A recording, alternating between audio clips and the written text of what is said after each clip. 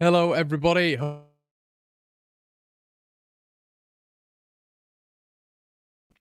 everybody. Hope you're all doing fantastically well. Sorry, some technical issues here at One Leeds HQ. I'd like to say a big thank you to everybody who's tuning in today. I'd like to also say a big thank you to everybody who has supported the channel. There's a couple of you in the building right now. Well, more than a couple, to be fair to you. Nearly 30,000 of you have done so, and it's the 4-year birthday of One Leeds. Unbelievable. Started in 2019. Got a notification the other day, and I couldn't believe it, to be honest with you. I thought to myself, 4 years, Jesus Christ, where's that gone? I remember starting it in sunny Australia, thinking I need to talk about this Argentinian wonder thing that's coming to Leeds United. I need to talk about my club being revitalised. I need to talk about Leeds United linked up with all Leeds TV, and the rest is history. Got myself a little bit of a profile, minor profile, on the Leeds United sphere, and started One Leeds. And yeah, it's been one of the best things I've ever done. And a lot of you guys have been asking, I kind of wanted to speak on it a little bit as well. Am I doing this full time now? Well, yes, in answer to that question, I am going to be trying to pursue this as much as I can and put as much effort into it as possible. Obviously, you guys know I'm a journalist, believe it or not. I have actually left the company that I was working with. You guys will probably know that if you follow me on Instagram or Twitter and all that good stuff.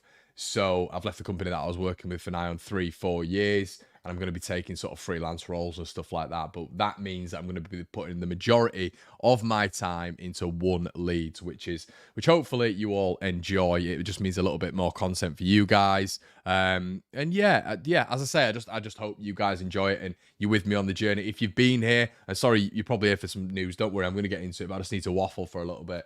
If you were here right at the start when we were doing watch-alongs about 2 years ago, when we were doing watch-along clips, all this sort of stuff right at the beginning, and we went to 10,000 subs like that, we flew. We had a really good community, and we still have an amazing community.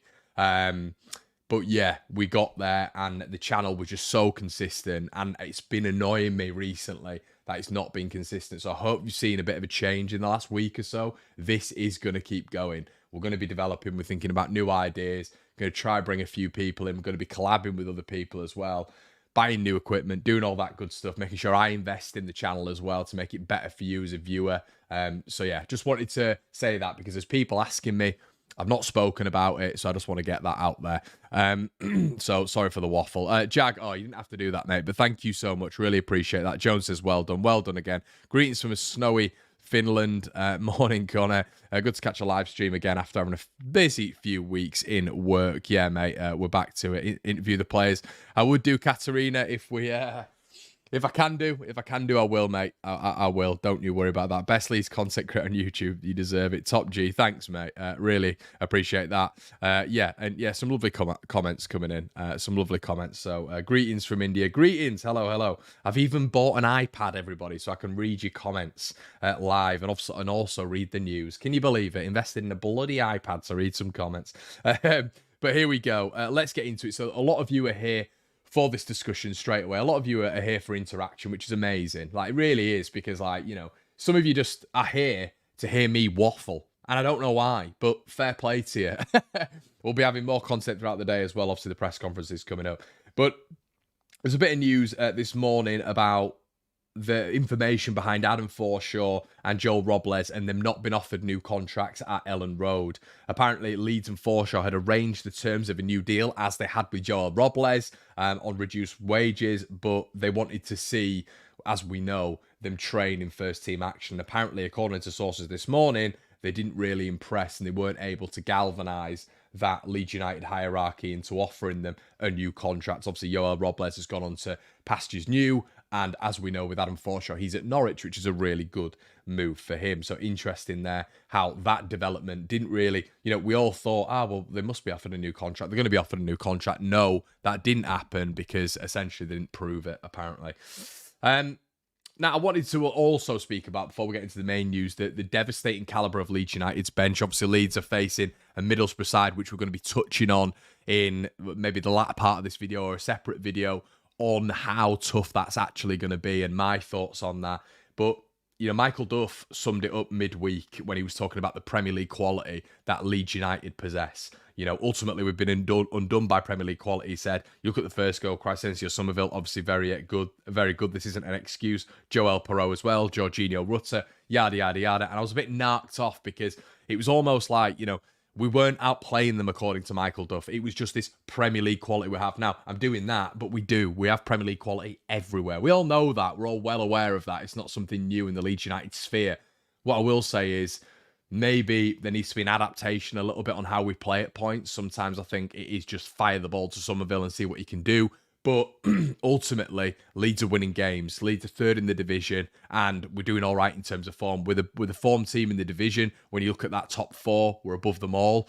So that's all positives. But, the quality that I wanted to speak about was off the bench and what we do have, what we possessed. And the other night, it was just evident, when you're looking at players like Jaden Anthony, William Yonto, even Pat Bamford to an extent with his experience. A lot of us are turning around and saying, well, not 100% sure it is when it comes to Pat Bamford, but he still played Premier League football. And, Jed Spence been there as well. Elia Gruev, who we've not seen a lot of, but he was bought for $6 million in the summer. Leeds have got a lot off the bench. And, he's very lucky in a sense, Daniel Farke, because he's got an excellent backing in the 49ers and Nick Hammond. Getting into a couple of your comments. Morning, Connor. Hi, Nige. I totally agree, says Leeds United Calypso. If they don't like it, then why don't Swansea drop to League One and get on with it? Morning from Ireland, says Spiky Lee. Michael Carrick getting humbled tomorrow. I love a good waffle. Same here, mate. But yeah, so interesting how, he was speaking about Premier League quality, but there's no doubt Leeds do have. We are devastating. And that's a great option to have, and it's quite rare. I'd say we've got the strongest bench, in my opinion, in the division. Michael Carrick told after his press conference on Thursday that he's fully aware that this Middlesbrough side will be coming up against the Leeds United side that boasts a number of Premier League players. Obviously, Sam Greenwood will not be playing. I don't know if Hayden Hackney's going to be playing, but this is what Carrick said. They're a very good team, largely with Premier League players or players that have shown experience in the Premier League. It does make a difference. The boys have shown against Leicester and Southampton we're capable of playing against these other teams that have come down. If we play well, we'll have a chance. Beating Preston is irrelevant. It's another game for us, a tough one. I mean, it's not irrelevant. Beating Preston 4-0 is a very good result. It's an extremely good result. Borough, excuse me. I'm going to get into Borough in a separate preview, which I'm sure you guys will be looking at this evening. It's going to be a really, really tough game, Borough. Really tough. I think it's going to be arguably our most difficult game of the season. They are a good team. I think I predicted that they'd be in the sort of top 4, top 5 at the start of the season, and I think that will be ultimately wrong. But I was basing that on Michael Carrick, his style of football. He's someone before Daniel Farke who I'd have gone for. I'd have looked at Michael Carrick. Probably the rivalry between the clubs, mostly from Middlesbrough's side, would never enable that to happen. But he's a very decent manager, backed by a very good chairman in Gibson. So, yeah, this is a manager who's been at Borough now for a while. His playing philosophy's there. His ethos is over. I've mentioned this previously. He's done exceptionally well with the likes of Cameron Archer, Chuba Akpom, obviously last season when they were firing. But, players who we've not spoken about largely in this Middlesbrough setup, Dale Fry, Hayden Hackney, have also developed largely under Michael Carrick. And they're now a very, very different football side from the side that came to Owen Road and were absolutely peppered up by a Bielsa side 4-0. It's going to be a tight game. In my opinion, it's going to be a really tight game. Borough have a lot in their arsenal that can hurt Leeds. I don't know. We can't play against Leeds, Stephen. Talking about the Prem players lined up, already got excuses already. Agreed, says David. It's a tough game. I'd be happy to not lose. Obviously, want to win, but walk away with something over nothing and maintain beat and run is better than nothing. Yeah, definitely, David. Isaiah Jones, Damar, you're right, is another really, really decent player. Very, very quick, lightning quick, and I believe he starts on the right-hand side for Borough as well. So, once again, that's going to be a task, a 1v, because Isaiah Jones likes going 1v1, and he's quick. Very, very, very quick. Probably the quickest player in the division, to be honest. So, you look at someone like Sam Byram, it's going to be a tough one for him. It will be a tough game for him. So, it's going to be fascinating to see this weekend. There's a lot of matchups, a hell of a lot of matchups, and yeah, it's going to be fascinating to see how Leeds do, because I think across the pitch, Borough do not have a bad setup whatsoever. Do not have a bad setup whatsoever. So, yeah, get your comments in the section below, everybody. What are your thoughts on the game? There I am. Flashing your comments up here. Unbeaten at home. Hopefully, we can continue and close that gap on the top two. Yeah, I agree, mate. Morning, Connor. Very informative channel. And on the ball, I reckon a draw against Borough. Yeah, you could be right, mate. They are not a bad team, but we are better. And I think, it's a really good point that Phil, because I think a lot of this gets to, in football and in life in general, you do tend to focus on, the other side, and how it's problematic in that respect. But Leeds have got so many incredible players that can disrupt at this championship level, that we need to focus on ourselves a little bit more here, and just say, we are devastating, and we're very, very good, and we might not be playing the way I think we should at points, but ultimately we are absolutely devastating. Dale's not happy with my comments, says I'm giving them a little bit too much respect. Fair enough, mate. Of course, we have good players on the bench. We spent money to get there. Can do it if they're...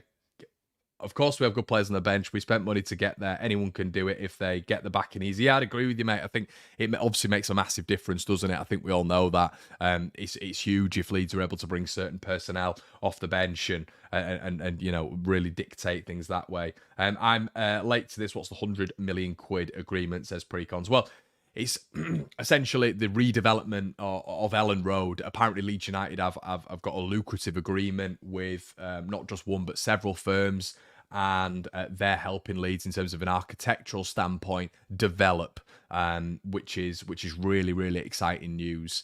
So yeah, we're gonna have to wait and see what happens there. But Leeds and the Leeds architectural firms and Leeds United obviously have struck an agreement, and it looks like Leeds are going to be developing on the stadium very, very soon. Now, news that came out yesterday from several sources, and I wanted to get your thoughts on this, everybody. Get your comments in the section below. We'll flash it up on the screen.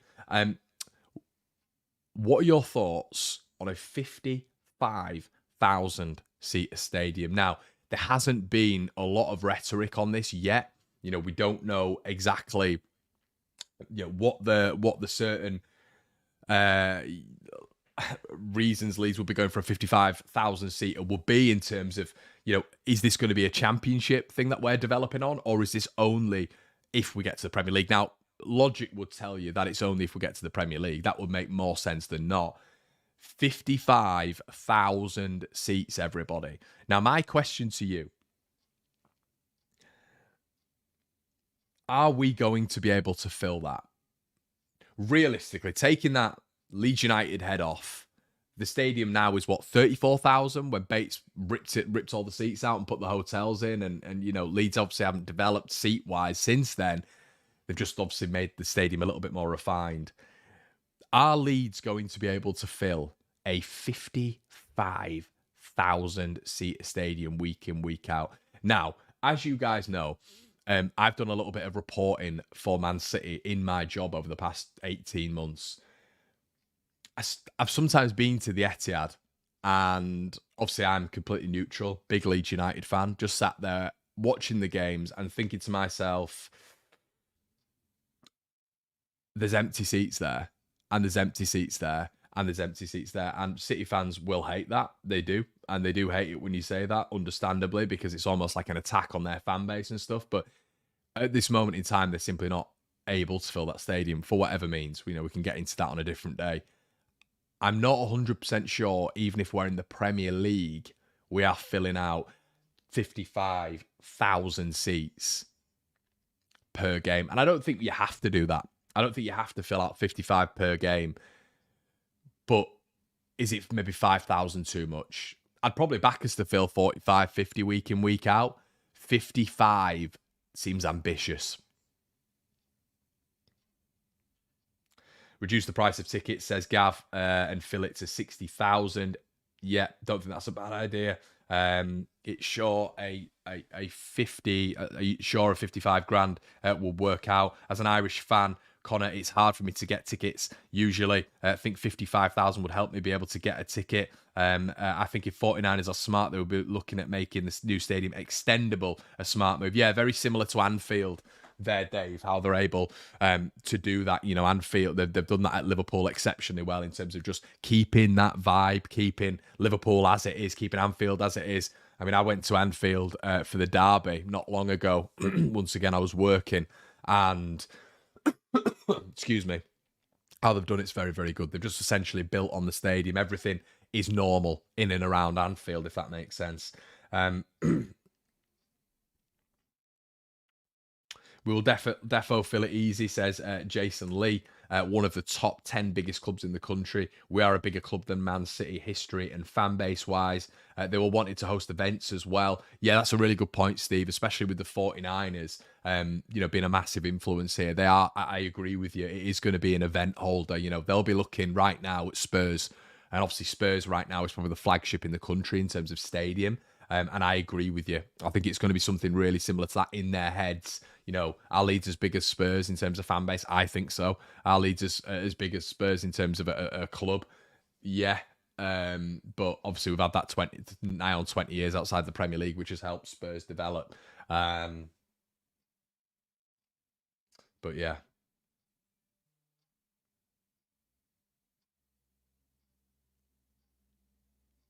Just reading a few of your comments. There's over 20k on the waiting list, Connor. Yeah, and that is true. I don't know how true that is now, our Stripper. Using them. I don't know how true that is now. It could be. You know, if you guys actually have those official numbers, that's fair enough. I haven't seen anything on the Athletic recently about that. But you could be right. 20,000. I know there's 20,000 in the Premier League. Whether or not that's changed, I'm not 100% sure. Angus has said the waiting list was 20k a couple of years ago. As long as we're back in the Prem, kind of get your investigative journal helmet and find out the true figure for us. Yeah, I'll ask you a couple of questions, mate. I'll send a few DMs after this, and we'll see what's what. But yeah, interesting. I think there's been a little bit of a debate on social media about this and about are Leeds going to be able to do this? Is there any need? And do you lose the atmosphere? You know, that's another question. Are you going to lose a little bit of what is Leeds United? At the minute, it's we do need developing. I've said this multiple times. I think that the stadium does need developing massively. But, you know, there is an atmosphere. Although many people have been saying that the atmosphere's lost this season. So you guys in the comment section below who go week in, week out, please let me know. But there's a lot of people who say the atmosphere is getting lost a little bit at Ellen Road this season. You know, obviously I'm not privy to that. Unfortunately, I can't get to Ellen Road as much as you guys. Hopefully that's going to change in the near future. But yeah. A lot of people haven't been seeing the atmosphere as a good thing this year. So maybe that is maybe advice for more people to say, well, actually, we do need to increase the capacity. And then there's the argument of, well, if you increase the capacity, does it increase the noise or does it increase the tourism? If we're back in the Premier League, well, it's the latter, isn't it? It's the tourism. So you are going to lose the atmosphere. That's going to happen. I can tell you that for a fact. If people genuinely think there's going to be 55,000 Leeds fans, well, obviously away fans pending, 52 Leeds fans in there, never going to happen. Never going to happen. There's probably a 5-10% majority who are going to be tourists. So that is going to be interesting because I think fans are going to be upset at that at points because it's almost like, what's going on? This isn't the Leeds that we know. Well, the Leeds that we know is probably right now, you know, there is a large majority. There's not that many tourists there at the minute. There wasn't that many tourists there when we were in the Premier League, I don't think, because the large majority of it goes to members and season ticket holders, yada, yada, yada. The general public sale is difficult to get hold of anything. So it's going to be fascinating to see. It really is. I love the waffle, mate. Keep it up. Cheers, Spence.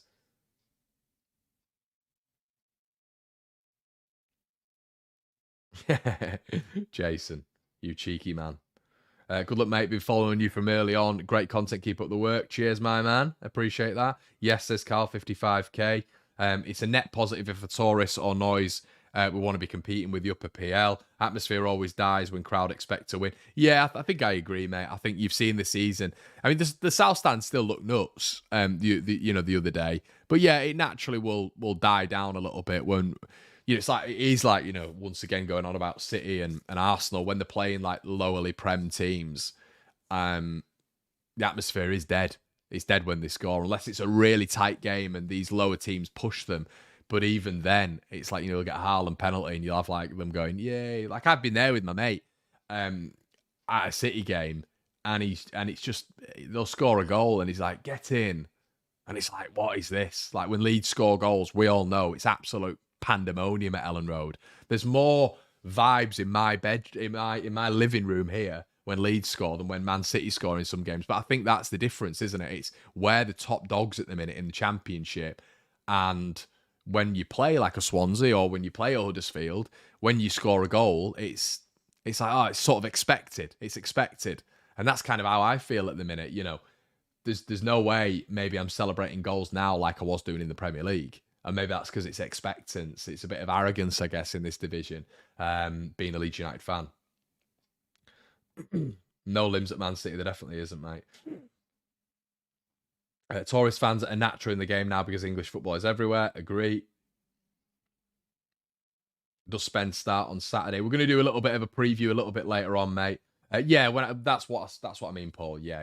I do mean non-fans. Yeah, yeah, I do mean non-fans. Let's face it. Grimes' mums can't get a ticket.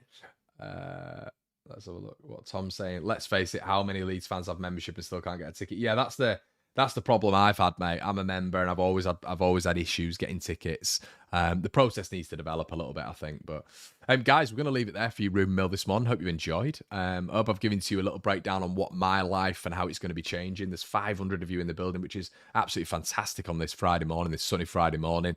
We're going to have content for you throughout the week. Please tune into the watch along. Listen, we'll have another watch along tomorrow. We're upping the content, upping the standard of content. I hope you're enjoying it. I am going to be leaving it here. Please get your comments in the section below. If you want some bonus content, some extra podcasts and all that sort of good stuff, head on over to the Patreon. I'm going to film a little bit a video now for the Patrons. Link is in the description below. We'll have your press conference reaction at around about sort of 4 or 5 o'clock this evening. But guys, since then, Tommy, don't worry, mate. You can watch the replay. But yeah, really, really appreciate your support throughout this. And I will see you on the other side in later. In the stream, I think later on. It's been a pleasure, and I'll see you in a bit. Cheers.